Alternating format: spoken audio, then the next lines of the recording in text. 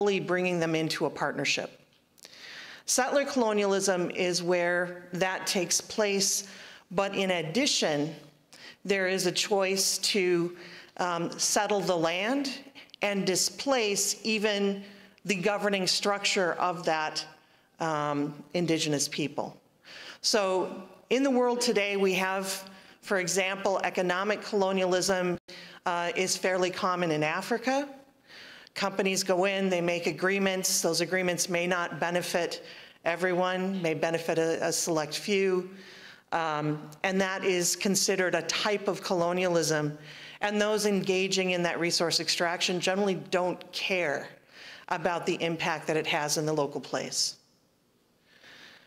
Settler colonialism, there's not even the remaining local government. And in fact, in both the United States and Canada, and I make this comparison not just because, as you heard, I originally was in the United States before I fled to safety, but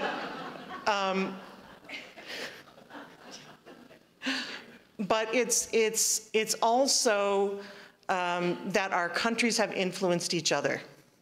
The steps that they have taken in how they chose to implement relationships and policies with regard to Indigenous populations are absolutely things they talked about and learned from one another. And in fact, across the 19th century, really, it's across the Anglo-speaking world.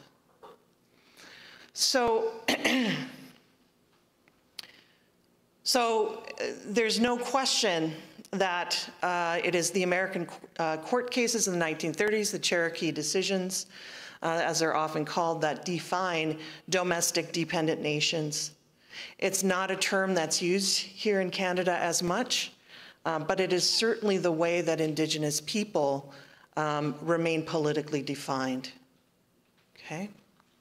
Domestic dependent nations, as it was written about in those Supreme Court decisions in the 1930s, is one in which the American government had to assume a wardship like a parent for an orphan because of the inability of Indigenous people. And this is one of the important hallmarks of colonialism. Oh, that one's at the bottom of that one. Racism can exist without colonialism. Isn't that great? Everybody has the right to be a racist. Oh wait, did I say that? Okay, racism can exist without colonialism, but colonialism never exists without a racial ideology that explains why one group has a stronger right and claim to the resources, to the lands of a people than that original people themselves. Okay? So when we are talking about unconscious bias, right, this is where that really is digging in. What are the narratives that have been developed to, as Carl demonstrated, even cause our own people to question our ability, our strength, and accept a different status quo? Okay. So I always like to talk about how we experience colonialism today, or in particular, the benefits.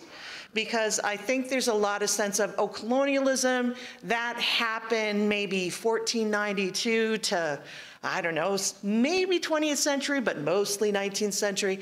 People always want to stick it in the past. But the lights that we have on, the electricity that is powering this PowerPoint, comes from hydroelectric power that largely is generated through regular flooding of Indigenous lands. And that has impacted Indigenous people, not just in their basic relationship with the land, but also in their livelihoods. We have communities, for example, South Indian Lake, where a thriving whitefish industry had predated that hydro construction, because the water there was so clean. They could sell that fish to the very highest end restaurants, and the indigenous fishermen were making a good living, $70,000 a year. They had good homes, they raised their children well. Hydro said, don't worry. We understand that this is going to disrupt your fishery, but we will provide jobs. The jobs they provide are in the kitchens, are among the janitorial staff, are not the kind of community-sustaining jobs, self-esteem generating jobs that the community had had before. Okay? So, in addition, our water that probably everybody has had a glass of today, hopefully, if not, you might need to call your doctor. Our water comes from Shoal Lake 40 First Nation. It's been coming from that First Nation for over 100 years. There's a wonderful book called Aqueduct, written by Adele Perry in our history department, about this history. The aqueduct, as it was constructed, cut that community off from the road system. And they remained an ice road and fly-in community until just, I guess 3 or 4 years ago, right before COVID, Freedom Road, a bridge to connect their community to the Canadian road system, was finally built. And while that's a wonderful demonstration of reconciliation, that community by law is still not allowed to use that water for their own purposes. One of the things that I think we really have to give credit to the Trudeau administration for, I didn't mean to be political, is all of the water boil advisories that have been lifted. When I came here in 2017 and was giving this lecture, the number that I would have to put up on this slide was over 150. And I was almost shocked today when I double-checked my numbers to make sure the slides were accurate and found that we're down to 28. That isn't solving the problem. We have 28 communities that are in very difficult position. And we have another group that are under short-term water advisories. Because if you are a fly-in community and your water treatment plant breaks down, how easy is it to get the parts to fix it? How expensive is it to bring them in? And how many papers and layers of government do you have to go through to get them? Okay? So water continues to be something that our communities are deeply concerned about, that we don't take for granted. But in a city like Winnipeg, where we have our beautiful rivers and where we have running water straight from the tap, it's easy to do. Even many of these communities that have had their water boil advisories removed, they have a water plant, but they don't have the pipes. The water is trucked from house to house, and they still don't have the ability to turn on that faucet to take that shower in the morning that helps us wake up every day. All right. So I've mentioned then that systemic racism and colonialism intersect. That's going to be a really important part of what I talk about today. And in particular, I'm going to talk about basically, you know, and this gets to, when I give these talks, the intent is never to ask people to feel guilty. It's not to try and point fingers. It's simply to say there are things that have been happening due to everything that's gone before that we haven't been aware of, okay? And so, I want you to think about listening to this talk as a talk that is a gift from me to you, and not in any way something that is trying to encourage bad feelings, because that's not what this is about, okay? But what we're talking about is the reality that our ancestors did not get up every day and go, what evil things can I do today, right? That is not how human beings get through their lives. Everybody wants to sleep at night. So what are the narratives that allow everybody to sleep at night, but still to engage in what today we would recognize clearly as exploitation? Okay? So when I talk about unconscious bias, it's not just when I look at a picture, and we have a lot of picture of 19th century bearded gentlemen up here, and I shouldn't point fingers because of whose house I'm in. But I can certainly say that there are some assumptions I might make about these gentlemen just from looking at the pictures, okay? Probably you as well. And that's when we talk on the surface about unconscious bias, that's what we mean. The ideas and understandings that you bring with you, that the second you see something is already playing with your understanding and your engagement, okay? I'm gonna talk to you about something even deeper than that. The things that we read, the broader ideas in society about who we are and where we come from, and how that plays into this.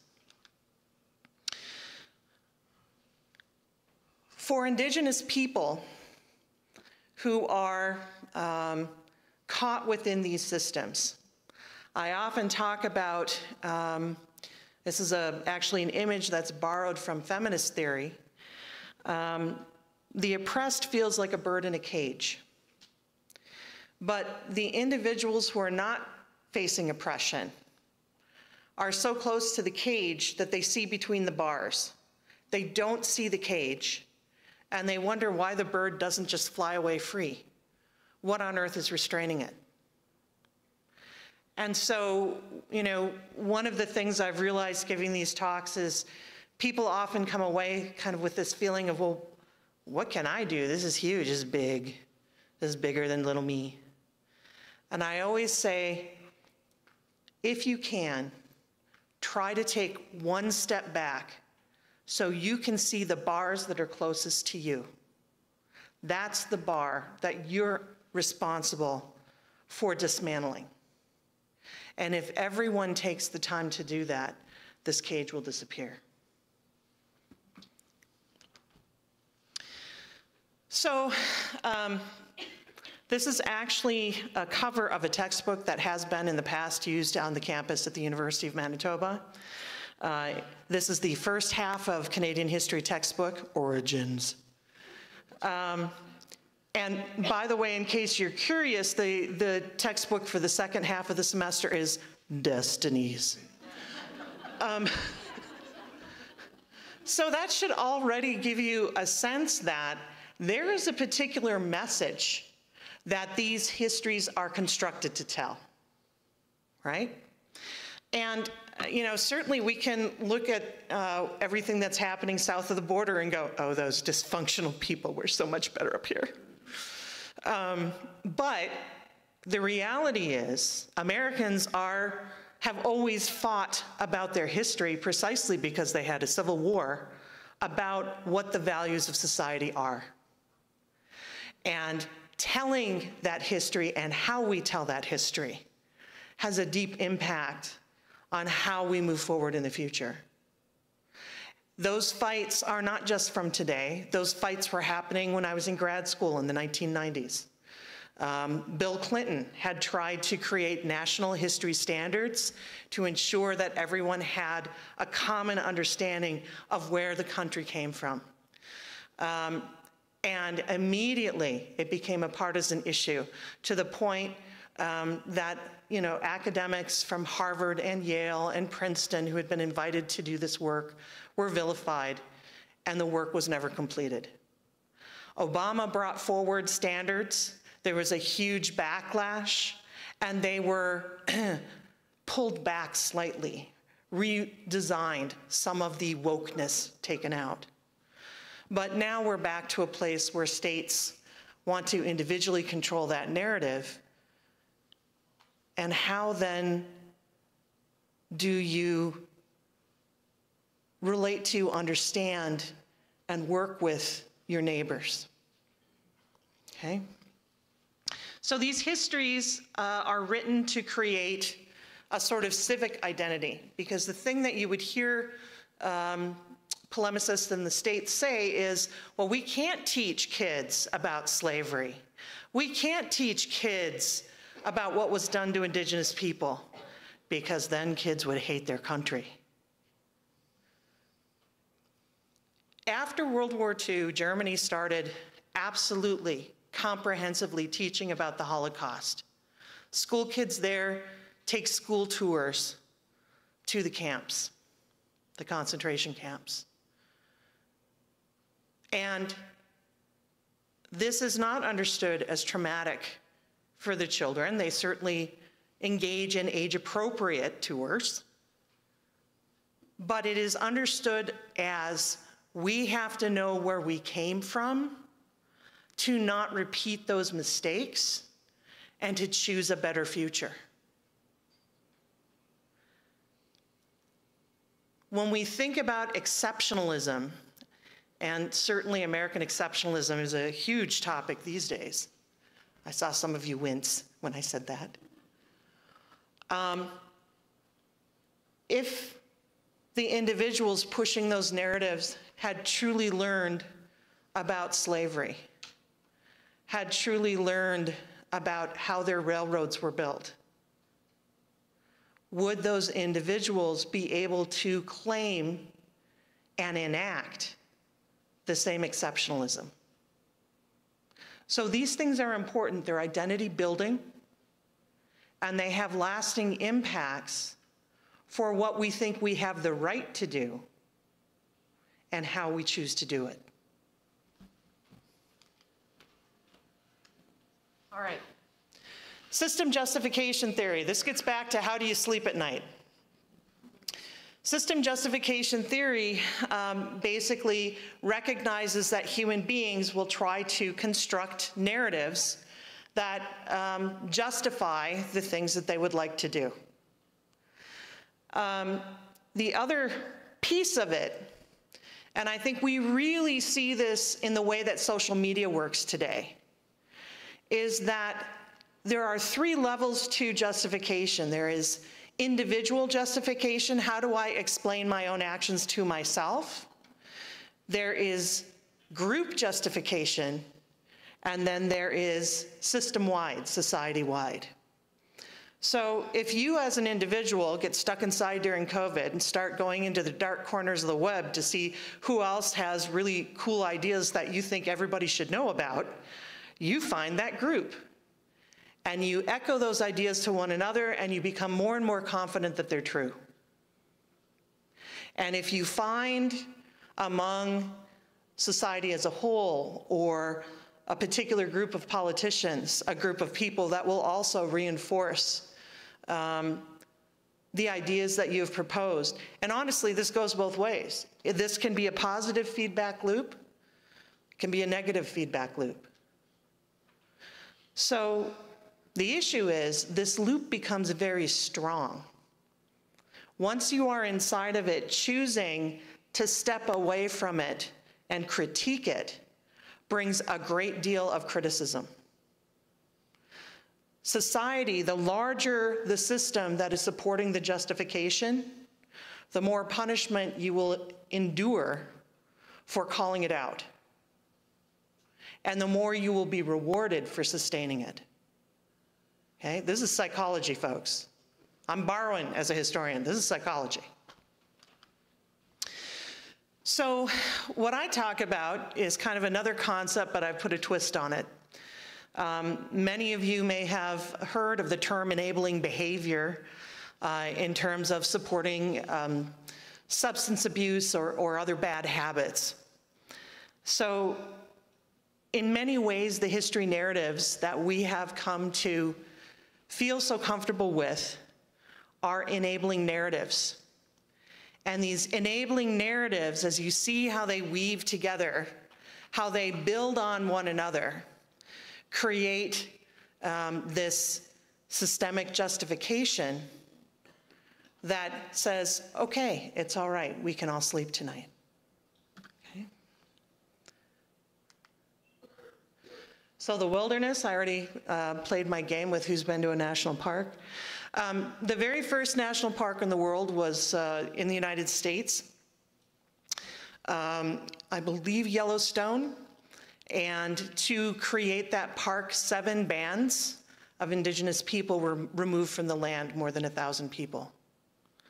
So this is what I mean when I say that wilderness is a construct.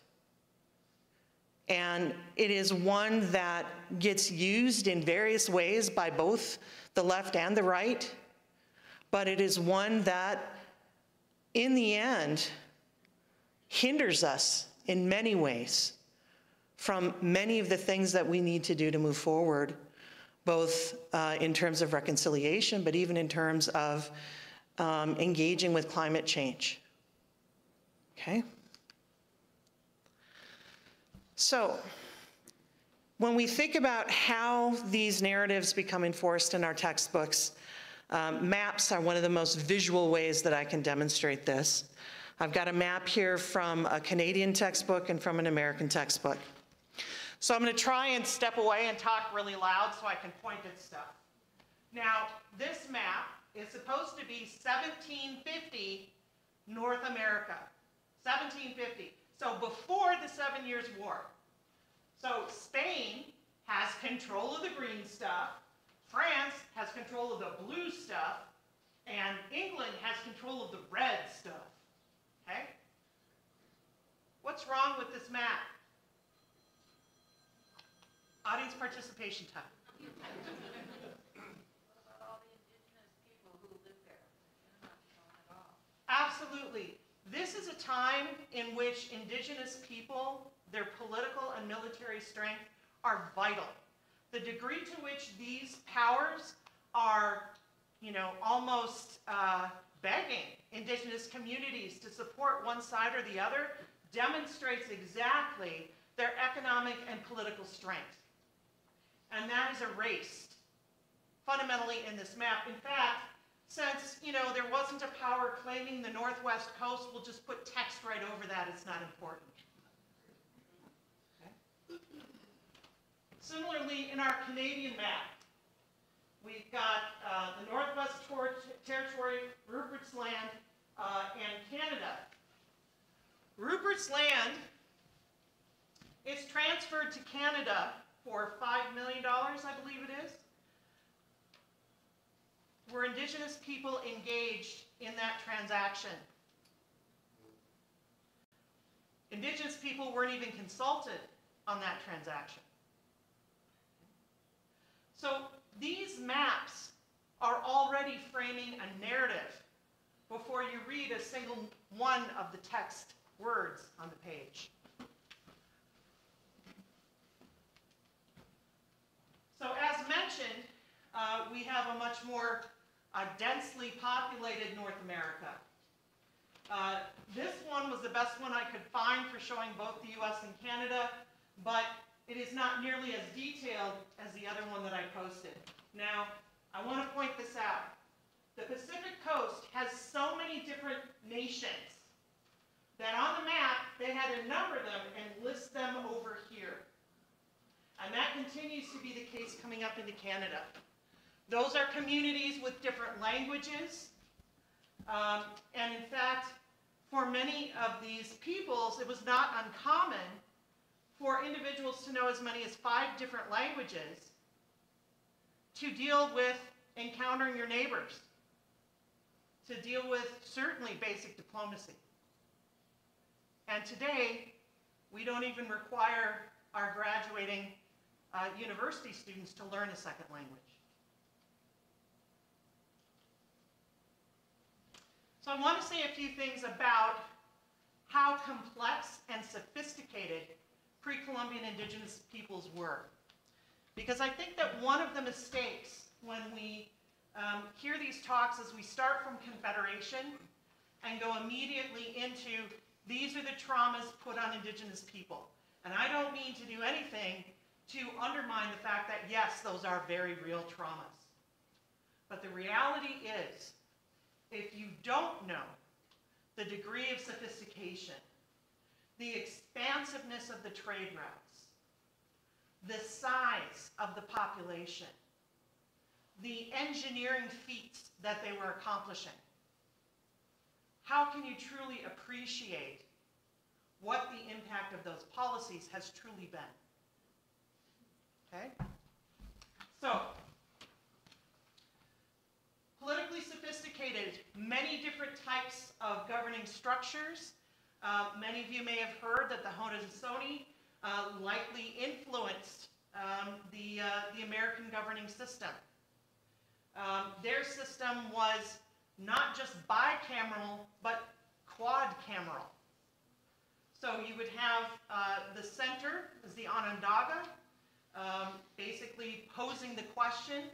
Then you had the Mohawk and the Oneida on this side, the east side, the eastern door, and on the west you had the Cayuga and the Seneca. And those two nations would discuss the problem, come to a consensus among themselves, and bring it back to the center. If they were not in agreement with one another, they would go back again. So these ideas of having these multiple branches of government that work together, and even the idea of impeachment. The leaders of the Iroquois were appointed by the clan mothers. The leaders of the Iroquois could have their title taken away by the clan mothers, right? And this is at a time when Europe has no such impeachment for the lords other than the king at a whim taking away titles.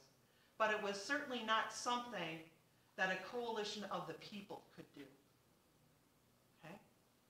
So there are complex political understandings that exist through the Americas that are very different. And one of the things that I've been reading about just in the last few months is what they're learning from the LIDAR studies of Central America. So for those of you who don't know what LIDAR is, it's a drone, it has lasers, it's very high tech, it's fun. And these are scanning the jungles, and the important thing is they can see through the vegetation and tell you what the actual topography underneath is. Simply from the LIDAR, they are finding, or they have found, more than 40 cities that they didn't previously know existed. And they have more ground to cover. Okay? So I emphasize that because some people say, well, Dr. Miller, if indigenous people were so numerous, where is the evidence of that? And I have to point out, well, you built Winnipeg, Montreal, Toronto, Detroit, Chicago, on top of the places where indigenous people gathered. And in your museums, you said, let me tell you about the founder of our city. It's Joe Blow Fur Trader. Now, I don't know about you guys. I'm imagining that we have some business leaders here today. Is it a good business model to say, I'm going to take a bunch of stuff that I think is cool, out in the middle of nowhere, where no one is living, set up a shop, and hope someone walks by? No. You go where the largest populations are, even better yet, where the trade centers already exist. Okay? Over here on the side, I have maps of the trade systems that were active in the Americas. The trade systems, as you can see, map on our rivers, but the rivers on this continent really united. It's one of the reasons that European powers were so interested in controlling them. When they arrived, they were also largely restricted to that river travel. We were trading foods, and the archaeologist at the Manitoba Museum, well, former archaeologist Kevin Brownlee, told me that they have found pottery in the Inner Lake with the residue of quinoa, so that had held quinoa in it, quinoa seeds, or grains, or I'm not sure what quinoa is, I just like to eat it, that are a genetic match to quinoa that was grown in Ohio in the period that those pots were from.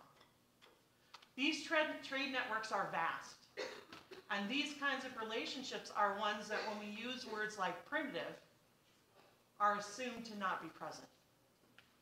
But they're there, and what else happens when you have a trade network?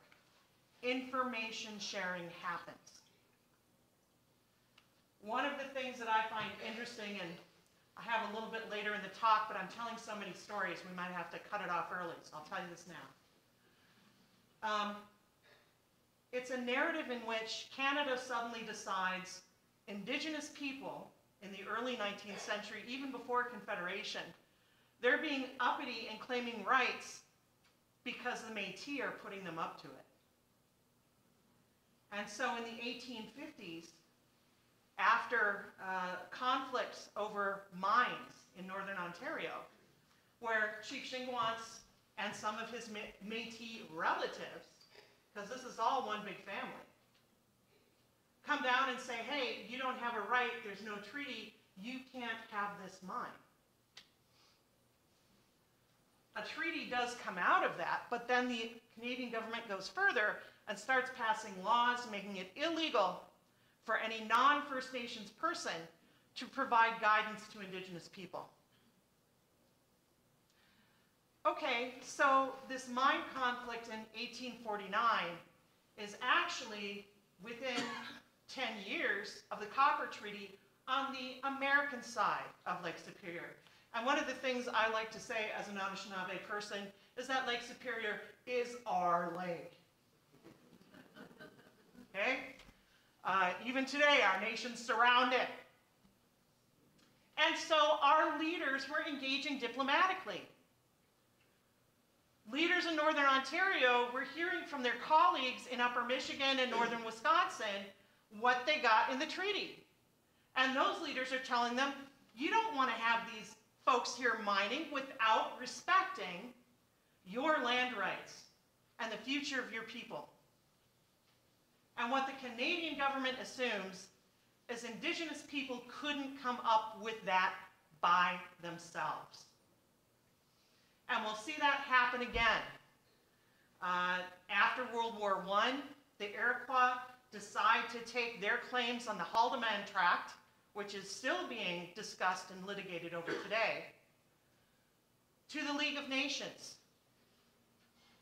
Many Indigenous people served in World War I, World War II, in fact, in any conflict that Canada or the United States is engaged in. We feel very strongly about protecting our country and our rights. And sometimes that means protecting Canada and the United States. So why wouldn't a former serviceman have learned about the League of Nations while overseas? But no, we assume that because he has hired a non-Indigenous lawyer, because Indigenous lawyers in 1910, give me a break, that lawyer must have been the one to put all these ideas in this individual's head. Okay? So the kind of unconscious bias, and this is where I'm talking about systemic justification. It is not just the bias and perspective of one individual. These are biases and perspectives that are assumed on such a society-wide basis that they impact policy, that they impact laws, and that they impact the oppressions that Indigenous people face. All right, population. I'm going to skip that slide. I'm just going to say indigenous populations were not 1 to 5 million people. They were closer to 150 million people. Honestly, historians, I'm one of them and I still sometimes shake my head.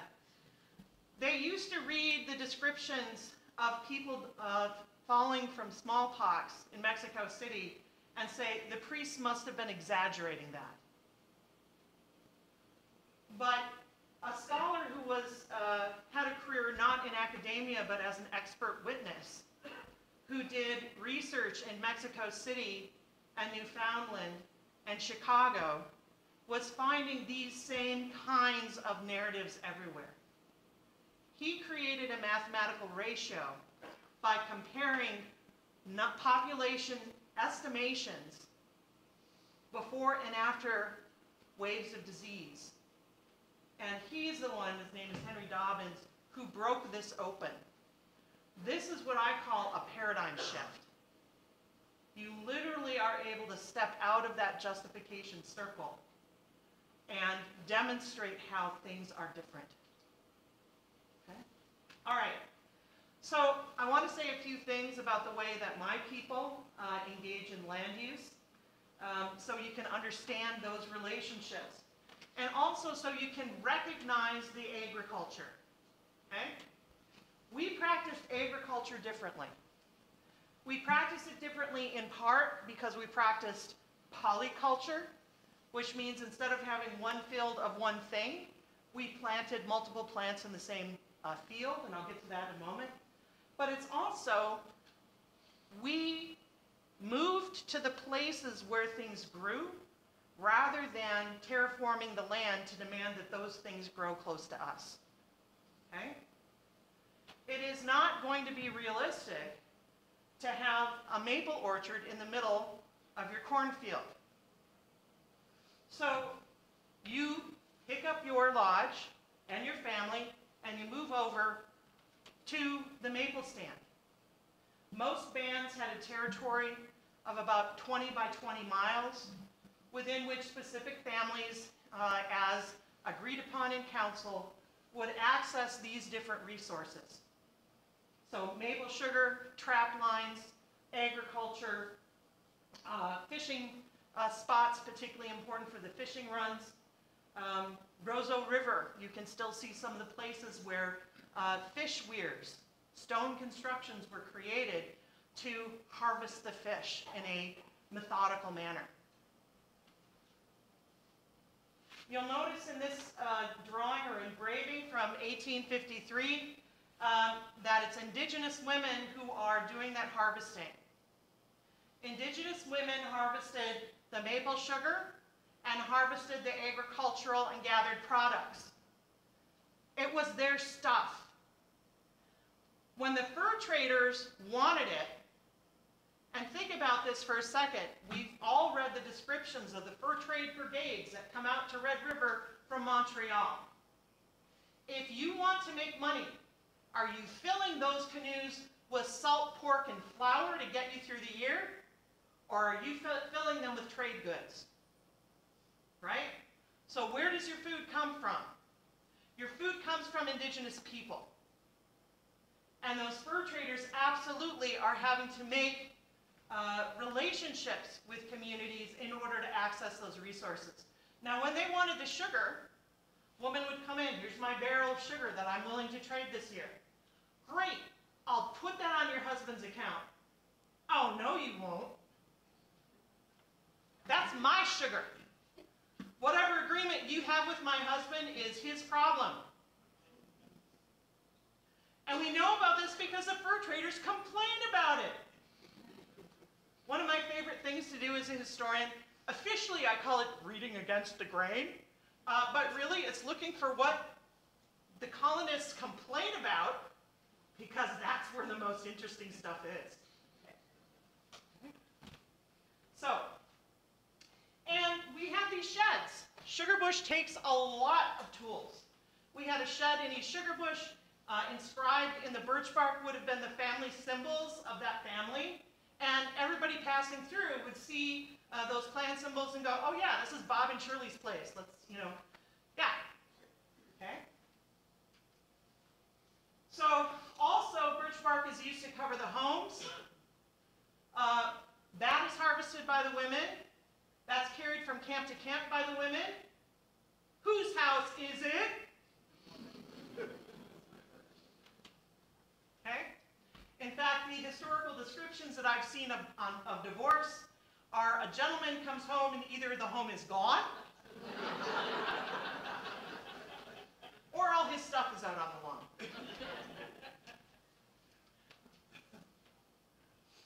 But we also recognize that crops had different needs. Blueberries require a very sandy soil. We have family property on Lake Superior. We have blueberries along that shoreline. Makes me happy to see them every year. And I think about the history and all the family members that came before that used those blueberries. But you're not going to plant your corn next to them. Corn doesn't like sand. That would be silly. Not only that, but our blueberries need to be burned over every 5 years in order to germinate well. Blueberries are one of the first things that comes back after a forest fire. And if you do not burn over your blueberry patch every 5 years, the ferns come through, the baby trees come through, and pretty soon there's so much shade, your blueberries can't be blueberries. Okay? So we engaged in controlled burning as an agricultural technology. And again, we didn't try to grow blueberries where there wasn't sandy soil. We went to the sandy soil and nurtured our blueberries there to come back to every year. This is what you might more honestly recognize as agriculture. Fields of corn. But we didn't just plant the corn alone. We would plant the corn in a hill with beans around it. They could grow up those corn stalks like a trellis, and the nitrogen exchange that we do today through crop rotation took place every year simply by growing those crops together in the first place. The image over here, and you've got, I can use the pointer. You've got a little person here to give you a sense of scale. This is actually from Lower Michigan, but it's very similar to what Lower Ontario would have been in terms of its cultivation. That was recognized as a huge breadbasket. And there's a French source that talks about a commander who in his diary states that he rode on horseback for 3 days before coming to the ends of the fields. This is not gardening, right? And that's one of the things I see a lot in the sources. Oh, the Indians and their gardens. They're growing such beautiful 8-foot-tall corn. Won't this, and I'm not kidding, they say this in the same breath, won't this be an amazingly productive land once the settlers get here? Okay. So, why don't we recognize this? Because what do armies do? They destroy the food source to weaken the people. Today we do that through supply lines. Back in the day, you burned the crops. And this isn't something that's discovered in the Americas. This is learned in colonization of Ireland and Scotland, quite honestly, and probably before that. Sorry, I know where I am. I didn't say that. But these are practices that Europeans bring with them and immediately employ. They employ them in Jamestown. They employ them in St. Augustine. They employ them, along the St. Lawrence. And so it's, if you are not going to work with us, Jamestown is the worst example. They didn't even send a farmer. They, of course, said, oh, the kind indigenous people will supply us with food. But when they didn't, they started raiding the towns and holding leaders hostage for ransom in corn. Okay? The colonists relied on our agricultural productivity. None of the North American nations would be here without our agricultural produce not just serving the first generation that crawled ashore, but serving generations until we get into the 19th century and more self-sufficient things arise. And again, one of the stories I was going to tell later, but as you can tell, I usually can't just keep it in. One of the policies of the Canadian government that comes in, this is roughly around the time when we first see residential schools, is called the peasant farmer policy. The peasant farmer policy was saying, well, now that we're all good Darwinians, and we understand that societies have a sort of uniform trajectory from primitive to civilized, right? That they can't go straight to using farming equipment. We got to start them off with the hose. We got to start them off with the hand tools, because they won't understand and appreciate how to use the machinery. So the peasant farming policy, which came in part because Canadian farmers coming out to the prairies said, hey, we're having trouble making ends meet. The indigenous people here selected the best farming land for their reserves. And the indigenous people here are producing more and better quality from those fields than we can. So the Canadian government made it illegal for indigenous people to sell those products to non-indigenous people, and implemented this prairie farming policy. Last summer, I had the opportunity to bring a faculty group out to Broken Head to listen to Carl and other leaders from his community talk about Broken Head and its history. And he talked about, you know, we had cattle. And there came a point when we were economically punished if we had farm animals. We wouldn't get our rations. We wouldn't get our treaty payment.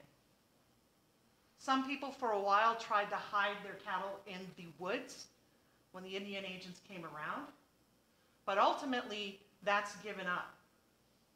And so we're in a place now where, because of very specific policies, even though we were a very agricultural people, we are having to reclaim those traditions.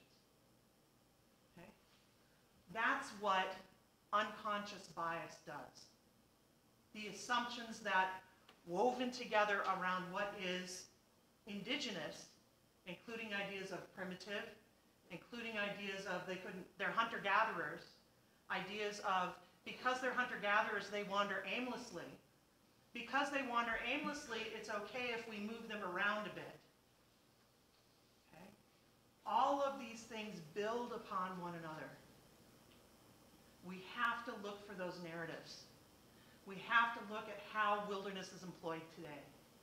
We have to question when people refer to indigenous people as hunter-gatherers, which I still hear. Okay? Because those are creating associations in our individual and collective minds that drive policy. All right, wild rice. You certainly can't grow corn in that wild rice bed. It's a marsh. Okay? Around here, we talk a lot about the pemmican trade and the way that the fur trade was supported and functioned because of acquiring the pemmican. But I also point out, in order for the traders to get this far, they had to go through the Great Lakes. And in the Great Lakes, wild rice was the staple.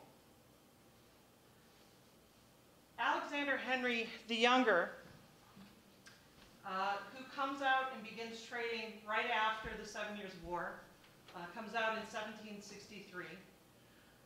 He talks about traveling to a community in northern Wisconsin where he engaged in trade. First, the men came out, traded for what they wanted. Then they took their goods back to their homes. Then the women came out with the food.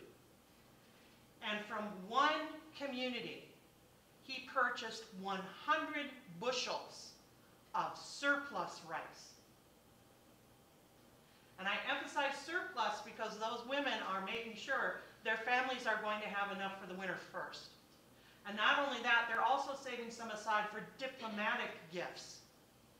Okay?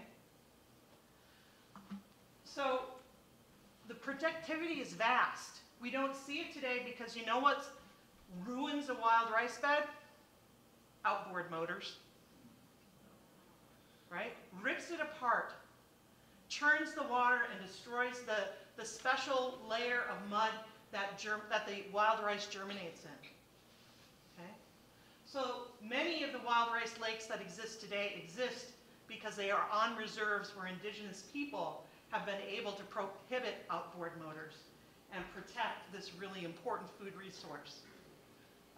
Studies have shown this is one of the most nutritious grains on earth.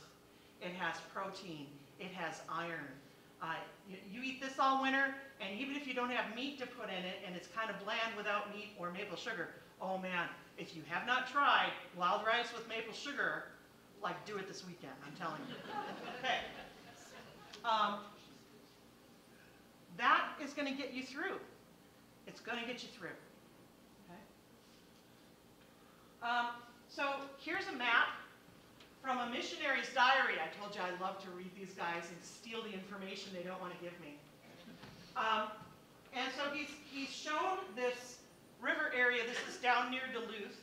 This is a river that's kind of going towards Lake Superior. And so he has one island, Indian Gardens. This island, we have the Indian village and the prairie. When I see prairie, I think medicines. Okay?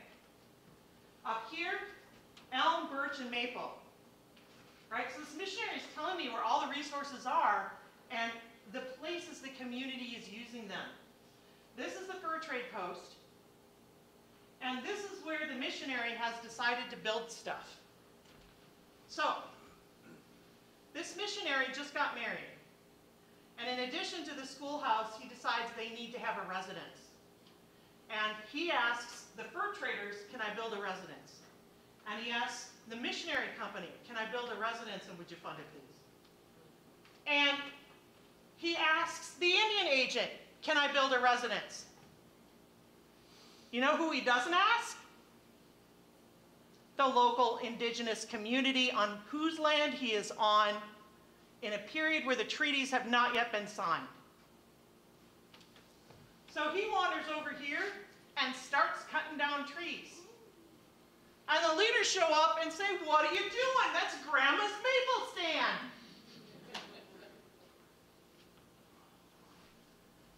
And what follows is 6 months of discussion on whether the community will allow this missionary to stay and whether they can convince him to engage in community practices of exchange as a good neighbor. They give him a chance, guess what? He screws it up. Okay. What time have I got? We have 8:10 right now on my watch, so... 8:10? Yeah, it's not by fast, it's a lot of good material, but it's 8:10. Okay, well, I'm telling too many good stories. But we come down to this question. Why did Europe believe that lands could be claimed with a flag, and we continue to accept this? Good Lord. You know, Mas and I had a lovely trip to Hawaii. I got to go for a conference, so it was a little cheaper. And when I landed, I'd love to stick a flag out there and say, this be my island. What would have happened to me if I'd tried that? Arrest, right? Lots of bad things. And so we really have to rethink some of these concepts. And I apologize that I didn't get to the more historical place.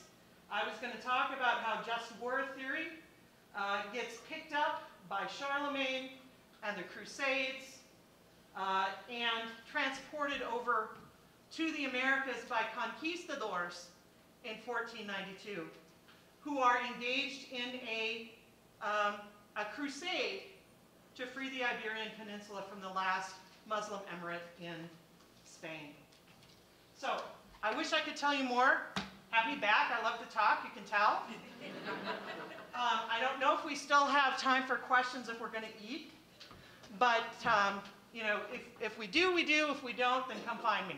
And it's been such a pleasure and an honor to speak to all of you and to be invited here by our Lieutenant Governor. So thank you very much.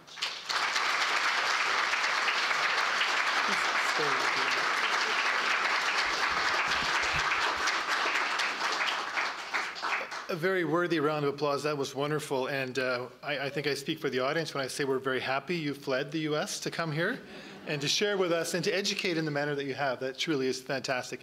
I know we're a little short for time, and I thank you all for your patience, but the material was so very important and extremely insightful. We do want to give you the opportunity for one or two questions. So if we have a quick show of hands, if anybody would like to ask a question, we'll try to address one or two before we break for that snack. I don't bite. Yes.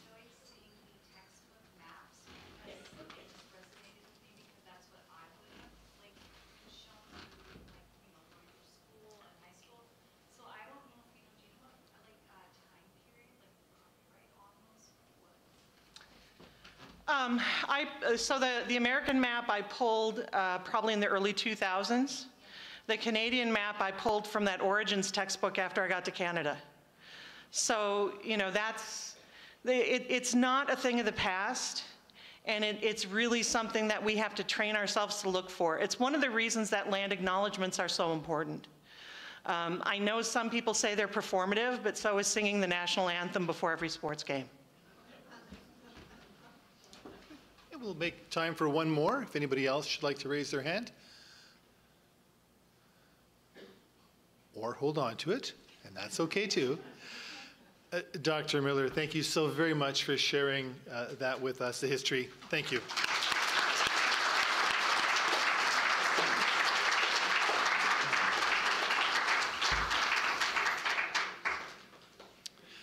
Well, guests, if you enjoyed the presentation that we heard today, and I know you did, I would like to invite you to the next series, which will take place on May 16th, 2024. Some big shoes to fill, but I know the speaker that's coming forward, Kayla Johnston, who happens to be here this evening, will do a really good job of doing that very thing. So the or rather the topic is legal fallout of the residential school system with guest speaker Kayla Johnston, as mentioned. And May 2nd, 2024 is when you can watch for that news release and sign up to attend as you have this evening. At this point, I would like to, on behalf of Her Honor, invite you to the reception area. We are going to make a little bit of an exception in terms of the time, because I was really strict on time, wasn't I, in saying when we close the evening? Yeah. I do have to say that. It's important. But it is 8:15 on my watch. I think Her Honor would like you to have a good half hour. So at 8:45, we will ask to end the evening. But between now and then, please enjoy the rest of your time here in fellowship and conversation. And thank you for attending Government House this evening. Thank you and good evening.